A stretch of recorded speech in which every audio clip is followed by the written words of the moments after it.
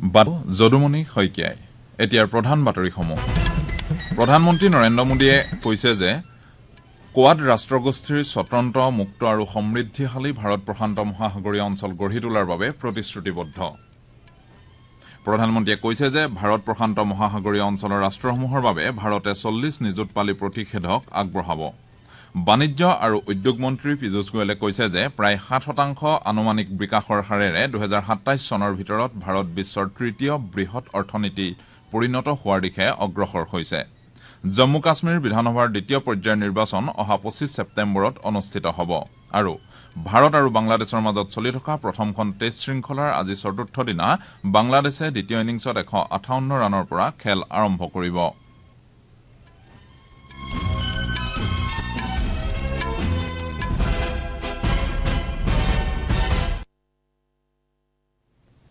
এতিয়া শুনক বিতং বাতৰি প্ৰধানমন্ত্ৰী নৰেন্দ্ৰ মোদীয়ে কৈছে যে কোৱাড ৰাষ্ট্ৰগোষ্ঠী স্বতন্ত্ৰ মুক্ত আৰু সমৃদ্ধিশালী ভাৰত প্ৰশান্ত মহাসাগৰীয় অঞ্চল গঢ়ি তোলাৰ বাবে প্ৰতিশ্ৰুতিবদ্ধ শ্ৰী মোদীয়ে আমেৰিকা যুক্তৰাষ্ট্ৰৰ ডেলাৱেৰত অনুষ্ঠিত কোৱাড ৰাষ্ট্ৰগোষ্ঠীৰ নেতাসকলৰ শীৰ্ষ সন্মিলনত অংশগ্ৰহণ কৰি কয় যে এই শীৰ্ষ সন্মিলন এনে এটা সময়ত অনুষ্ঠিত হৈছে যি সময়ত বিশ্বৰ বিভিন্ন প্ৰান্তত সংঘাত আৰু উত্তেজনাপূৰ্ণ পৰিস্থিতিয়ে বিৰাজ কৰিছে এনে পৰিস্থিতিত কোৱাড ৰাষ্ট্ৰগোষ্ঠীয়ে গণতান্ত্ৰিক প্ৰমূল্যক গুৰুত্ব দি মানৱতাৰ হকে একেলগে কাম কৰি আছে প্ৰধানমন্ত্ৰীয়ে কয় যে কোৱাড ৰাষ্ট্ৰগোষ্ঠী কাৰো বিৰোধী নহয় আৰু ই নিয়ম আধাৰিত আন্তঃৰাষ্ট্ৰীয় ব্যৱস্থা এটা সমৰ্থন কৰাৰ লগতে সাৰ্বভৌমত্ব আৰু ভৌগোলিক অখণ্ডতাক সন্মান কৰি সকলো সমস্যাৰ শান্তিপূৰ্ণ সমাধানৰ পক্ষপাতী তেওঁ কয় যে মুক্ত স্বতন্ত্ৰ আৰু সমৃদ্ধিশালী ভাৰত প্ৰশান্ত মহাসাগৰীয় অঞ্চল গঢ়ি তোলাটো কোৱাড ৰাষ্ট্ৰগোষ্ঠীৰ অগ্ৰাধিকাৰৰ বিষয়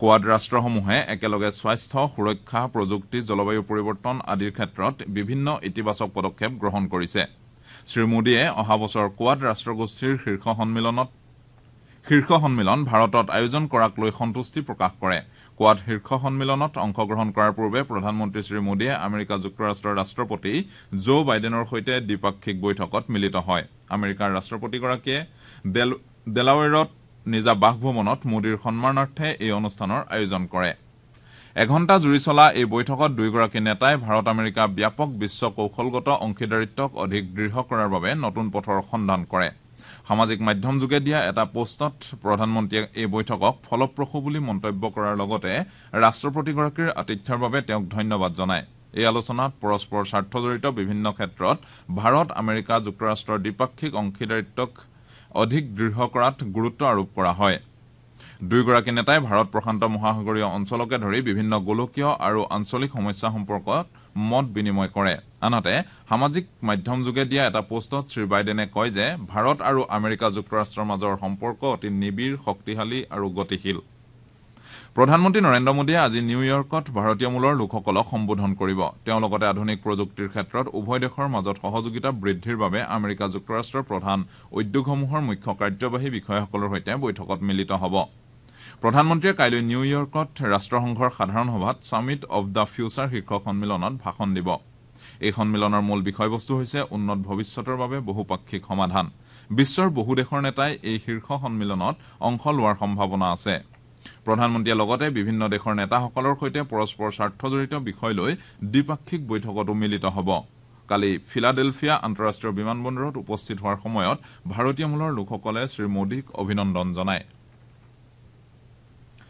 প্ৰধানমন্ত্ৰী নৰেন্দ্ৰ মোদীয়ে কৈছে যে ভাৰত প্ৰশান্ত মহাসাগৰীয় অঞ্চলৰ ৰাষ্ট্ৰসমূহৰ বাবে ভাৰতে 40 নিযুত পালি প্ৰতিষেধক আগবঢ়াব কোৱাড শীৰ্ষ সন্মিলনৰ সময়তে কৰ্কট ৰোগ নিয়ন্ত্ৰণৰ সৈতে জড়িত এটা অনুষ্ঠানত অংশগ্ৰহণ কৰি শ্ৰী মোদীয়ে এইদৰে কয় কৰ্কট ৰোগৰ চিনাক্তকৰণ প্ৰতিৰোধ আৰু চিকিৎসাৰ ক্ষেত্ৰত উদ্ভাৱনী কৌশল প্ৰয়োগৰ বাবে এই পদক্ষেপ গ্ৰহণ কৰা হৈছে প্ৰধানমন্ত্ৰীয়ে এই অনুষ্ঠানৰ আয়োজন কৰাৰ বাবে আমেৰিকাৰ ৰাষ্ট্ৰপতিক ধন্যবাদ জনাই কয় যে এই কাৰ্যসূচীয়ে ব্যয়সাধ্য সুলভ আৰু মানসম্পন্ন স্বাস্থ্য সেৱা প্ৰদানৰ বাবে কোৱাড ৰাষ্ট্ৰগোষ্ঠীৰ সংকল্পকে প্ৰতিফলিত কৰে কোভিড মহামাৰীৰ সময়ত কোৱাড ৰাষ্ট্ৰগোষ্ঠীয়ে ভাৰত প্ৰশান্ত মহাসাগৰীয় অঞ্চলৰ দেশসমূহক প্ৰতিষেধকৰ যোগান ধৰিছিল কৰ্কট ৰোগৰ প্ৰত্যাহ্বানক একত্ৰিতভাৱে প্ৰতিৰোধ কৰাৰ বাবে বৰ্তমান এই ৰাষ্ট্ৰগোটে গ্ৰহণ কৰা সিদ্ধান্ত মোদীয়ে সন্তুষ্টি প্ৰকাশ কৰে বাণিজ্য আৰু উদ্যোগ মন্ত্ৰী পীয়ূষ গোয়েলে কৈছে যে প্ৰায় 7% আনুমানিক বিকাশৰ হাৰেৰে 2027 চনৰ ভিতৰত ভাৰত বিশ্বৰ তৃতীয় বৃহৎ অৰ্থনীতিত পৰিণত হোৱাৰ দিশে অগ্ৰসৰ হৈছে।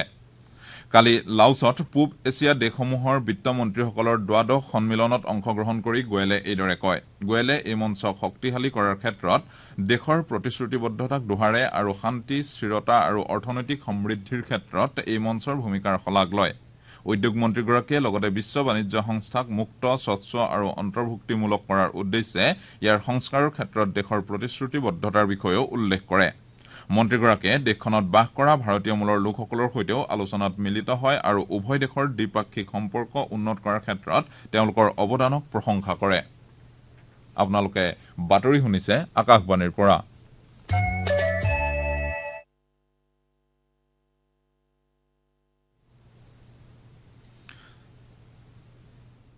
জম্মু কাশ্মীৰ বিধানসভাৰ দ্বিতীয় পৰ্যায়ৰ নিৰ্বাচন অহা 25 ছেপ্টেম্বৰত অনুষ্ঠিত হ'ব।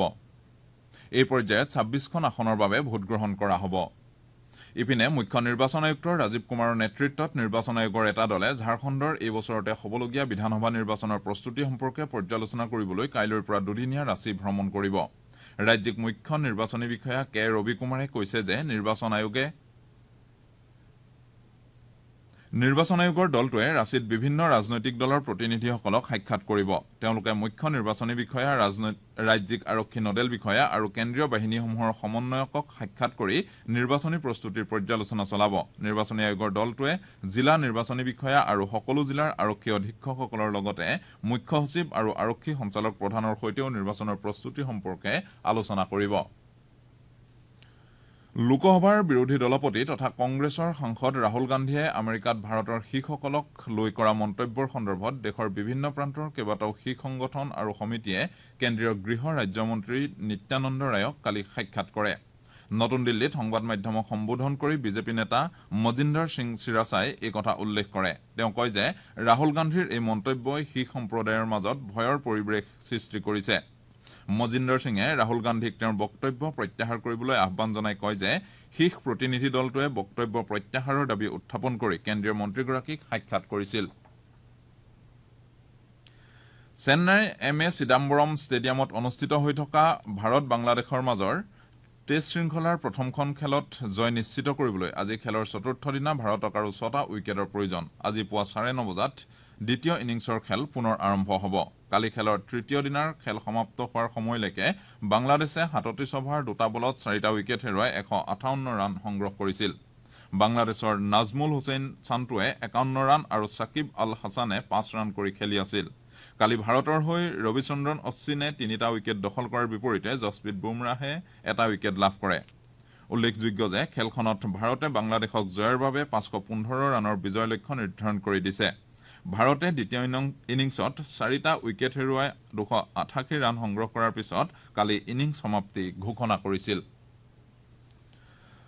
হাংগেৰীৰ বুদাপেষ্টত অনুষ্ঠিত হৈ থকা দবা অলিম্পিয়াডৰ মুকলি শাখাত কালি ভাৰতে আমেৰিকাক পৰাস্ত কৰে। মুকলি শাখাত ভাৰতৰ গুকেছে বিশ্বৰ 2 নম্বৰ স্থানত থকা আমেৰিকান খেলুৱৈ ফেবিয়ানো কাৰুৱানক পৰাস্ত কৰাৰ বিপৰীতে অৰ্জুনে লেইনিয়াৰ ডেমিংগেছ পেডেজৰ বিৰুদ্ধে বিজয় সাব্যস্ত কৰে। অৱশ্যে ভাৰতৰ প্ৰাগনানন্দা ৱেছলি শ্ব'ৰ হাতত পৰাস্ত হোৱাৰ বিপৰীতে বিদিত গুজৰাটী আৰু লেভন আৰোনিয়ানৰ খেলখন ড্ৰ হয়। এই প্ৰদৰ্শনেৰে ভাৰতে 10ম ৰাউণ্ডৰ অন্তত 19 পইণ্টেৰে প্ৰতিযোগিতাৰ শীৰ্ষস্থান দখল কৰিবলৈ সক্ষম হৈছে। মহিলা শাখাত ভাৰতে চীনক পৰাস্ত কৰে। দিব্য দেশমুখে নি চিকুনক পৰাস্ত কৰাৰ বিপৰীতে বাকী তিনিওখন খেল অমীমাংসিত হৈ ৰয়। আজি দুপৰীয়া 2:30 পৰা চূড়ান্ত ৰাউণ্ডৰ খেল আৰম্ভ হ'ব। বাতৰি শেষ কৰাৰ পূৰ্বে প্ৰধান বাতৰিকেইটা আকৌ এবাৰ পঢ়ি দিছো। প্ৰধানমন্ত্ৰী নৰেন্দ্ৰ মোদীয়ে কৈছে যে কোৱাড ৰাষ্ট্ৰগোষ্ঠী স্বতন্ত্ৰ, মুক্ত আৰু সমৃদ্ধিশালী ভাৰত প্ৰশান্ত মহাসাগৰীয় অঞ্চল গঢ়ি তোলাৰ বাবে প্ৰতিশ্ৰুতিবদ্ধ। প্ৰধানমন্ত্ৰীয়ে কৈছে যে ভাৰত প্ৰশান্ত মহাসাগৰীয় অঞ্চলৰ ৰাষ্ট্ৰসমূহৰ বাবে ভাৰতে 40 নিযুত পালি প্ৰতিষেধক আগবঢ়াব।